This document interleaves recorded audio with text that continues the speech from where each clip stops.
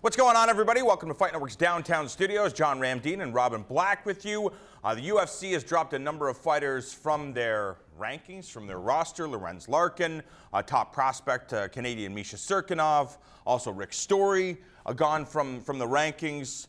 Are you surprised by this? Well, I think all these guys are in contract negotiations right now. I think that is usually the case is, hey, your contract is up. Would you like to re-sign this? We feel we're giving you a good offer. Oh, you wouldn't? Okay. And an agent or a manager starts getting aggressive, and they're like, look, man, if you don't want it. And that has been how they have done negotiations often in the past. So if you don't want to sign it, you're not currently in our rankings. That seems to be how they play this game, how they play the negotiation goes. Misha has said in the media that he wants to re-sign with the UFC. Of course. And I mean, you grow up for a lot of these younger guys, and Misha's on a 4-fight winning streak, still hasn't lost, finished everybody, looked amazing, still has lots of potential. I think he probably wants to be in the UFC. But that's a tough position to be in when the company you're negotiating with knows that you want to be there. But that's one of the things we've talked about is over the last, let's say, 3 years, there was only one destination for a fighter. If you were training in mixed martial arts, you decided to be a pro, you get out of the regional circuit, it's like, hey, I'm going to take this as far as I can take it and try to make a living as a professional mixed martial arts fighter. There was one place, and that was the UFC. Nobody else said, you know, I want to fight in one FC or want to fight for World Series of Fighting. The UFC was the destination. Bellator really wasn't a thing. Some fighters, of course, were able to make a living there, but I don't think that was a place that most people wanted to call a home or a destination. Things have kind of changed, and when you're seeing what the UFC is doing right now with this, you pull these fighters, yes, they're in talks with them. We all know how good Lorenz Larkin is. The guy is incredible. Why would they pull the guy from the rankings if they want to, you know, they don't want to give these guys away? What happens if Bellator decided to take Ryan Bader and decided to take Misha Cirkunov and decided to take the other fighters that they've released? These are all name brand fighters that now go to Bellator. You're the UFC and I'm Bellator, and you make an offer to one of these guys and they are not ready to take it. They can go out, get my offer, and then you can match it at any time. You know what I mean? So they still have that last ability to keep these guys. So hey man, contract negotiations, for anybody that's ever done them in any level, whether, you know, you're negotiating ice time for your team or anything, it can get weird. You know, people, as long as it's not personal, it can be, it smooths itself out. But we'll have to see. I keep referencing this article that the good people over at Forbes wrote a few years back, that when two companies both have a lot of resources and one has all the talent, eventually some of it is going to go to the other one. So you have to figure out who is mandatory that you keep and who you let go. And for the UFC so far, the people that they have made a point to keep are the young up-and-coming guys like Misha Cirkunov. And we know the UFC, they're not concerned with what Bellator is doing. The UFC is doing their own thing. Should they be aware of what the competition, what their strategy is for growth? Because if you're looking at a promotion it's an entertainment promotion, you're trying to get people to tune into your product, you're getting people to come to the venue to fill the seats. When you look at what Bellator is doing at 170 pounds right now, again, a couple of years ago, Bellator's 170-pound division wasn't a thing. Now you have Douglas Lima. If you follow mixed martial arts, you know how legitimate he is.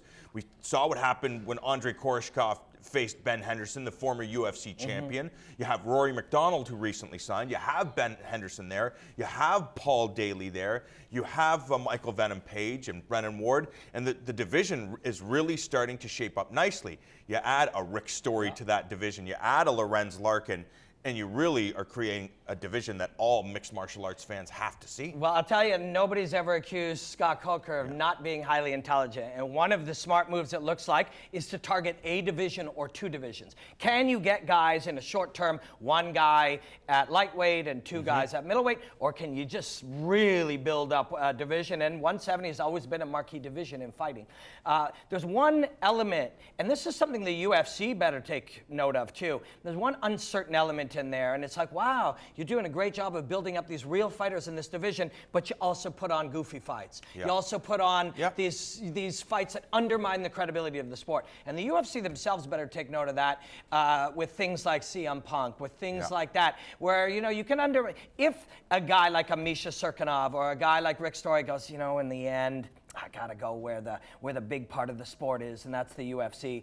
guys don't go over and say, I want to be where the best walkouts are. I want to be where the best lighting is. I want to be where the wrestling sizzle is. High-level pro athletes don't migrate to that. You know, is fighting different? Well, it is different, but you know, do you, as a guy who grew up wanting to be a champion or wanting to be a great fighter, how do you feel about looking at all of those other elements? But as I just said, you grow up as a young fighter saying, I want to fight in the UFC, this is my thing. And you see they put in a 39-year-old famous guy who can't fight, it undermines it there as well. That issue, and this is a very uncomfortable issue between the pure sport, the beauty of combat, the true challenge of putting the highest level, the highest caliber, the most skilled people against each other as a sport, and then having the right stuff to say in the cage and the right walkout. And I know the audience does like it. I know some segments of the audience and the media only likes that. But ultimately, where do you find that balance? And my opinion only is the more of that you do, and the CM Punk is the UFC example, the more you undermine the credibility of the sport itself. And again, we have this conversation a lot. You know, different is good. And if the UFC decides to go that direction, it's like, you know what? You're right. The integrity is about the sport of mixed martial arts. No more of these freak shows. If you're Bellator, it's like, perfect. Yes. Let's be that. Let's be something different for the fans that, yes, they love the sport of mixed martial arts, but they also like these attractions and some of these things where people are like, they question whether these fights should happen. And I agree. If I was in the business of business, I'd be like, yeah, let's, you know, we can't just be Boke Cola in a red can, although they tried that for a little while, where Jimmy Smith started to look a lot like Joe Rogan, you know, and they had the same camera angle. They're on Spike. Yeah, that's, you know, exactly, on Spike. But now I feel like differentiation is what they're doing, and I think that is good.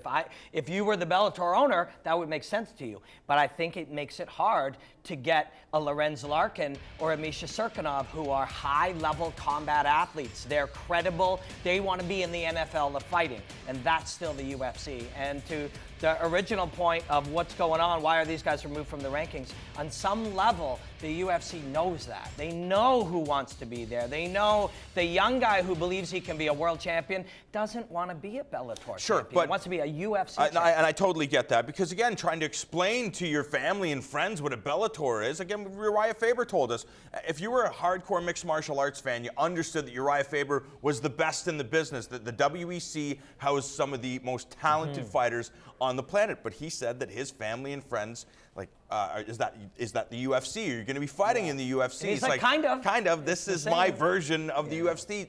The UFC, they just didn't get it. But now with Bellator, if Misha Cirkunov or some of these free agents, they get their bout agreement, and it's like, what?